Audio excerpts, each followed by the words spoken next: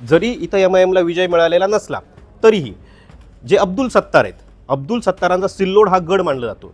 सत्तारांना इथं भरभरून मतदान होतं आणि त्याचा फायदा यावेळेससुद्धा सत्तारांना झालेला आहे. सत्तारांचा जो काही मुलगा आहे तो मुलगा निवडून आला आहे, त्याचं नाव आहे आमेर सत्तार.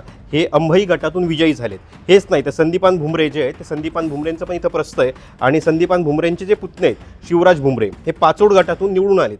याच्याशिवाय भाजपचे जे आमदार आहेत अनुराधा चव्हाण, त्यांचे पुतणे निखिल चव्हाण हे सुद्धा गणोरी गटातून निवडून आलेत. म्हणजे याच्यावरून काय दिसतं? याच्यावरून एकच दिसतं, ज्यावेळेस तुम्ही ग्रामीण भागात जाता, ग्रामीण भागात गेल्यानंतर तिथं जात पात धर्माऐवजी आर्थिक गणित सांभाळलं जातं.